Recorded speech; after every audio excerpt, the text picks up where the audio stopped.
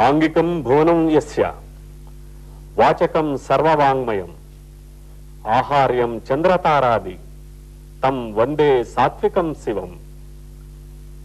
పద్యం తెలుగువాడి సొంతం. ఏ భాషలోనూ లేనటువంటి వరప్రసాదం తెలుగువాడికి లభించింది పద్యం. పద్య పఠనంలో, నటనలో లబ్ధ ప్రతిష్ఠులైనటువంటి నటులు, నటీమణులు ఎందరో మన స్మృతి పదంలో మెదలాడుతారు.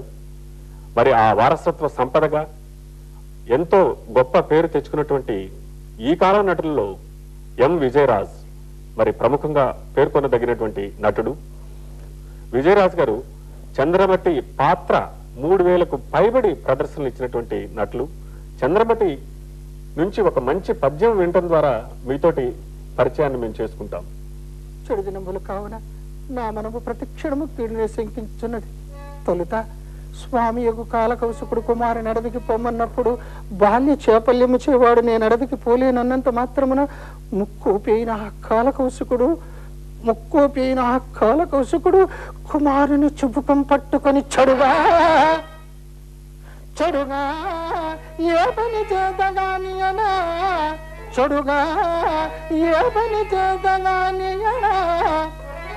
నా చేనవున ముప్పూటల్ని కడుపుబ్బు తను కాయాలుగా కొట్టిన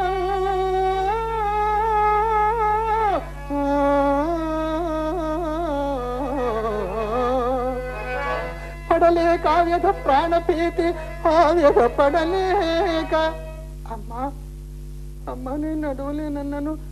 గురుండు నన్ను కొట్టుచు బలవంతముగా అడవికి పొమ్మనుచున్నాడమ్మా. అమ్మ నేను నడవలేనన్నాను. గురుండు నన్ను కొట్టుచు బలవంతముగా అడవికి పొమ్మనుచున్నాడే. నా కడకే తెలిసిన పుత్రు కష్టగతి నా గర్భం ఛేదించడా.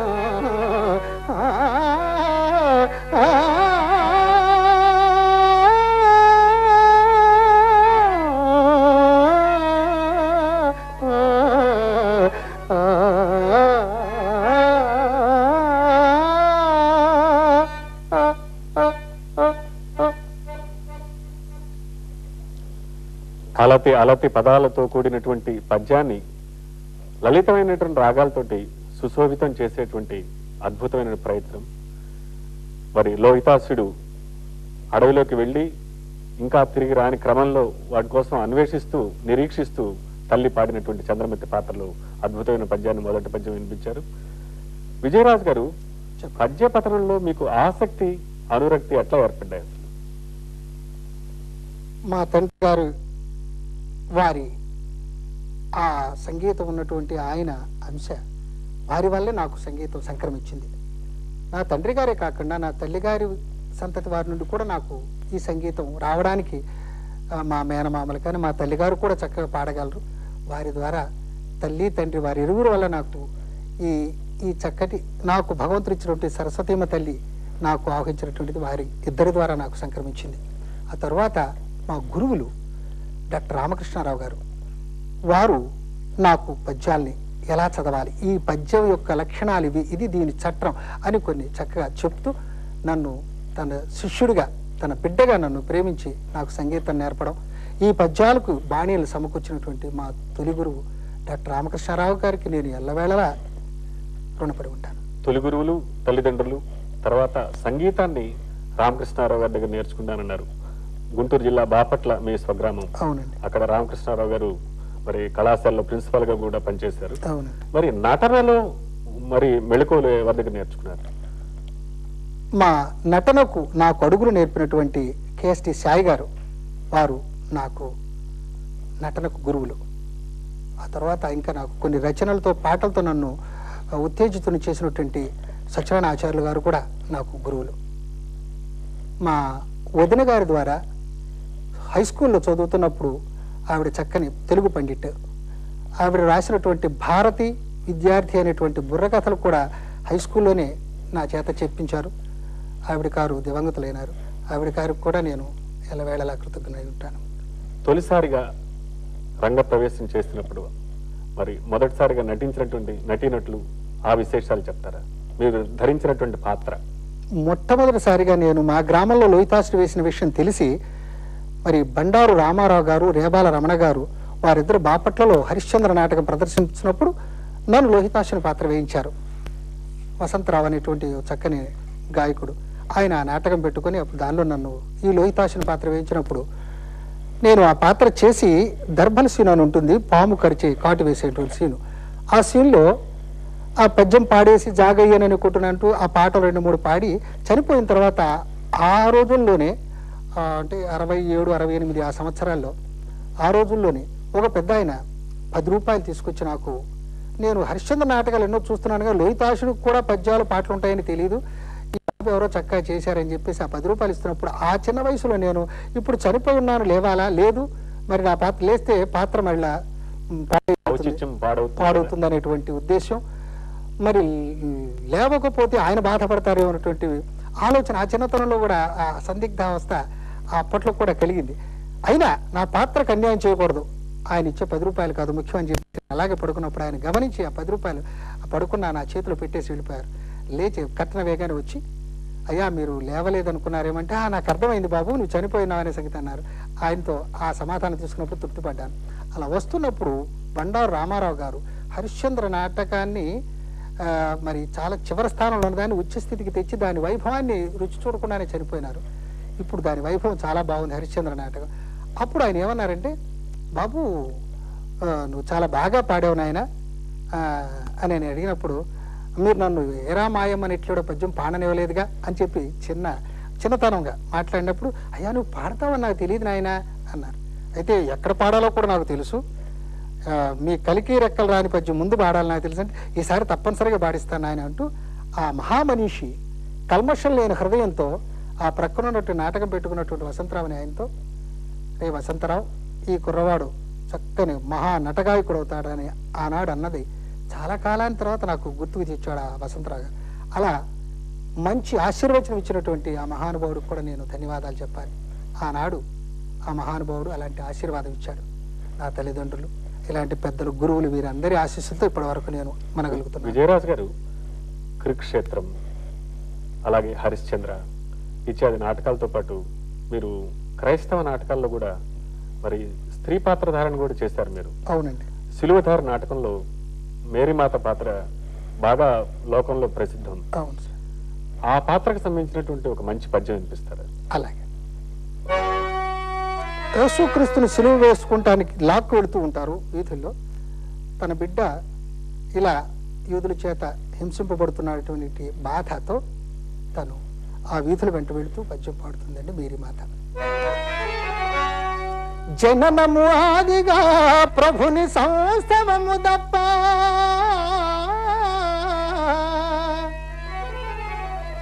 ఓరి కఠిన పాషాణ హృదయులారా, మీది గుండెయా లేక రాతి బండయా, జననము ఆదిగా ప్రభుని సంస్థవము దప్ప,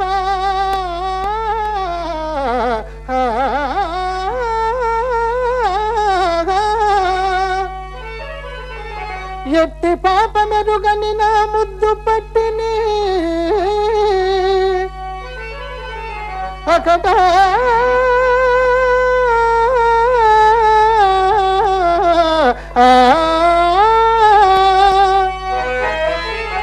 కఠిన కర్కశ బాధల గ్రాల జయ కరములెట్లాడెనో మీకు కఠినులారా,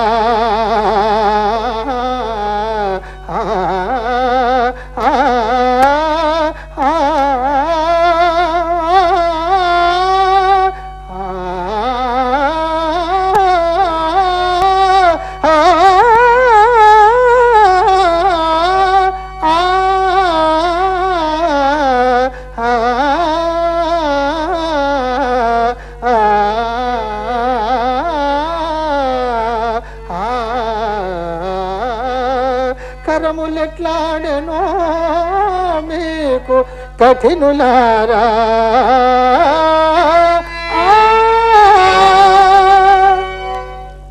స్త్రీ పాత్ర ధారణలో లబ్ధ ప్రతిష్ఠులైనటువంటి స్థానం నరసింహారావు గారు, ఆ తదనంతరం బుర్రా సుబ్రహ్మణ్య శాస్త్రి గారు, తదనంతర కాలంలో రేబాల రమణ గారు.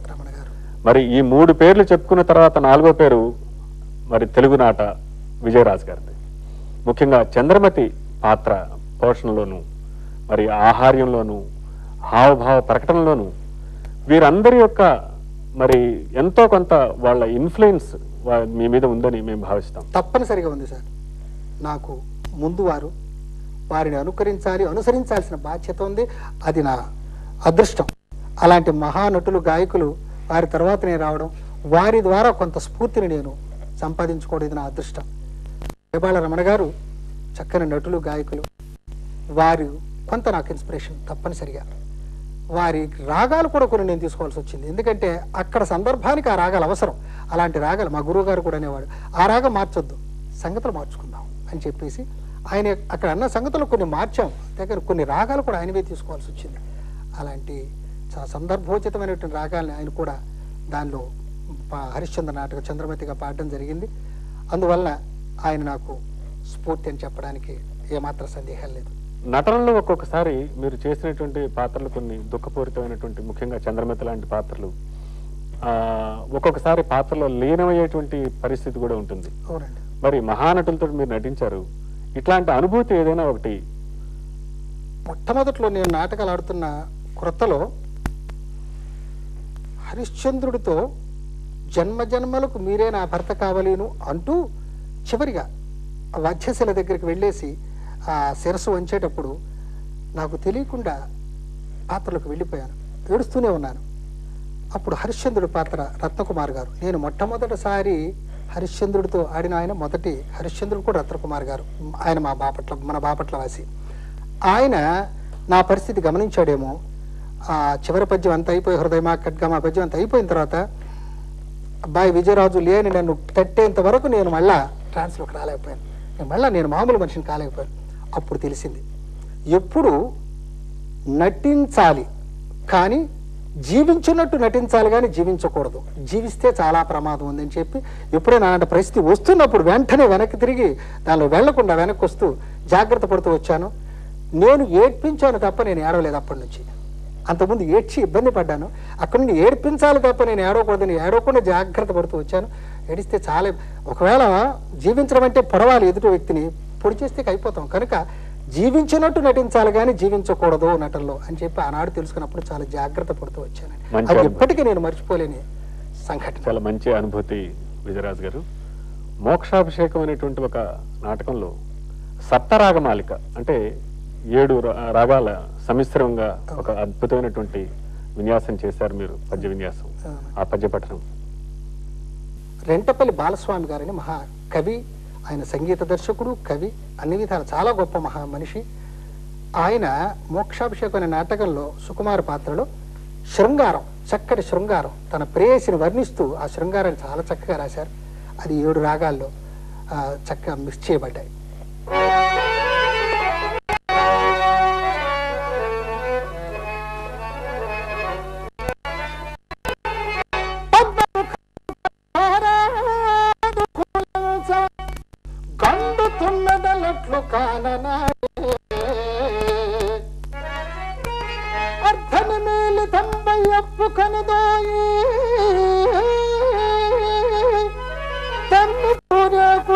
కమ్ముకొని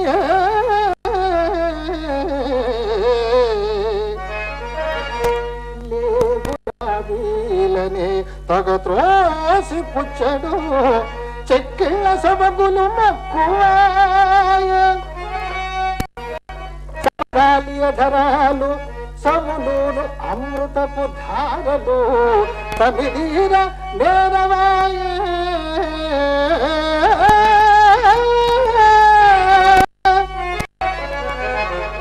నిగిడియడు దిగువైన పాలిన్ల కొమ్ముల కుమ్ముల గొడవలేమో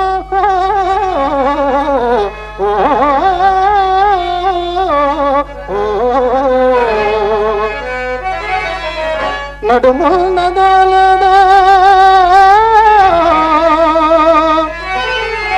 నడుమున్నదాలదా నడచుని తంబిని కదలిక మనసునే కలచివైచు పసిమి దొరగని తరగని పసిడి ఛాయ హంస నడకల మించినట్టు చుహయలు నికట కంకణ కింకిని నిక్కన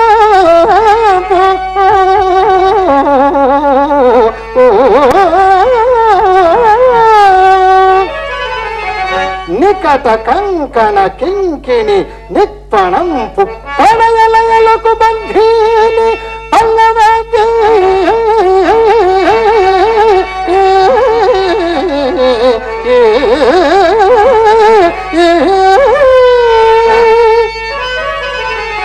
నీ పరీరంబ సుఖమునే నీ పరీరంబ సుఖమునే నా పరంబు సఖియా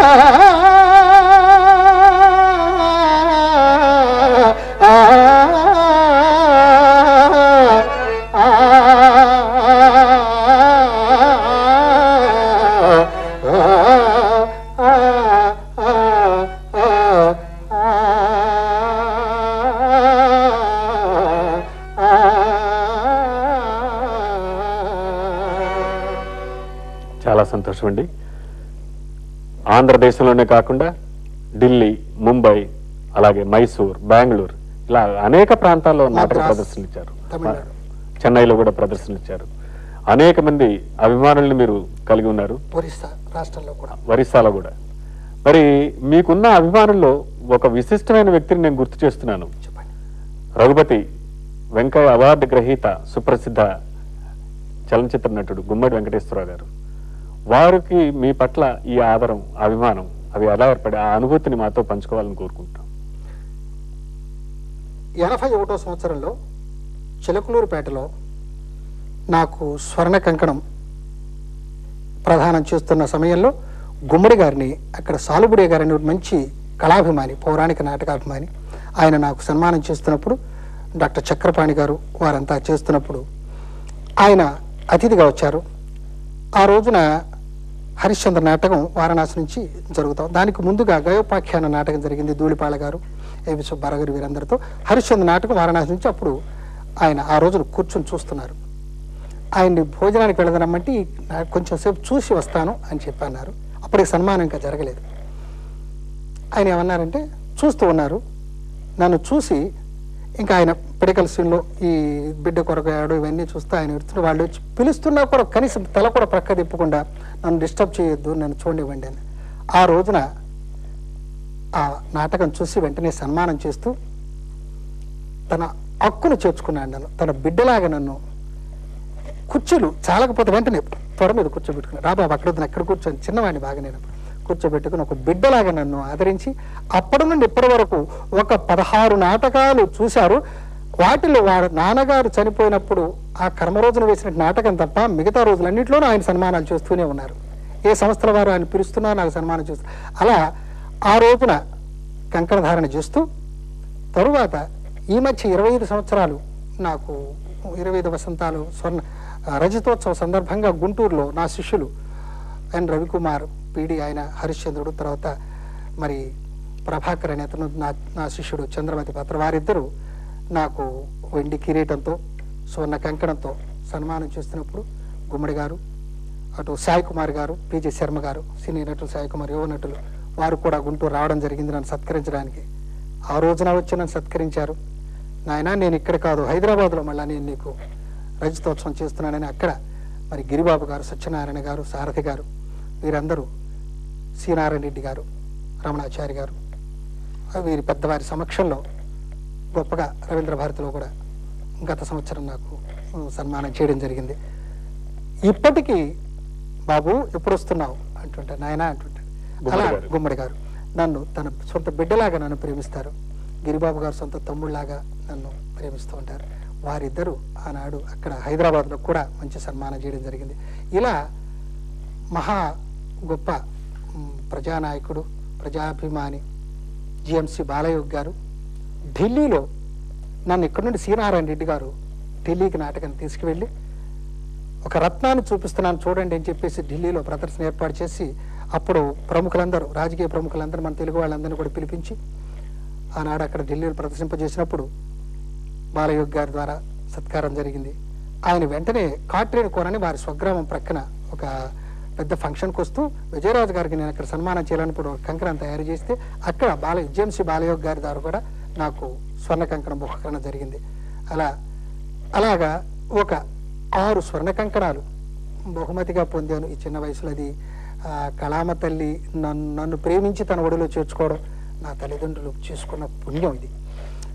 ఆ తర్వాత కొన్ని సంస్థలు హైదరాబాద్లో యువ కళావాహిని వారు నన్ను స్థానం నరసింహారావు గారి అవార్డుతో సత్కరించడం, ఆ తర్వాత ఆంధ్ర లలిత కళా సమితి హైదరాబాద్ వారు కూడా నన్ను మరలా ఇంకోసారి మరి ఎవరికి ఇవ్వడానికి అవకాశం మళ్ళా విజయరాజుకి ఇవ్వాలి తప్పదని చెప్పి మళ్ళా స్థానం వారి అవార్డు అక్కడ ఇవ్వడం.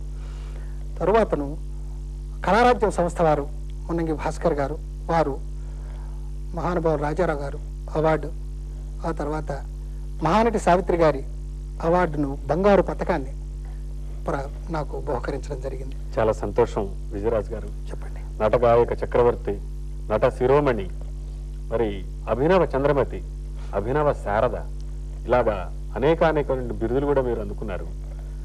ఇప్పుడు చంద్రమతి అలాగే మేరీమాత చూసాం. కురుక్షేత్రంలో ఇటీవల కాలంలో మీరు కృష్ణ పాత్రలు ఎక్కువ ధరిస్తున్నారు.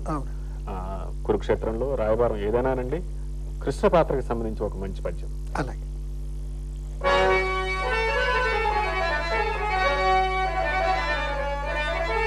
అర్జున, నీవు వెళ్ళి మా అన్న బలరామును సందర్శించి సాయం కోరినను వచ్చడివాడు కాడతడు, వచ్చడివాడు కాడతడు, వారికి నీకును కూడా తోడు వచ్చుడా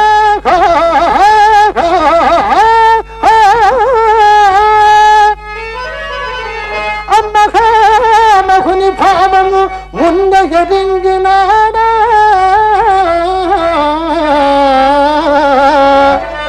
ఆ సచ్చరితుండు నీకు తగు సంధిపసాగిన సంతోషు నా ఇచ్చయునట్టిదే మన నరేంద్రుని ఇచ్చయు కూడా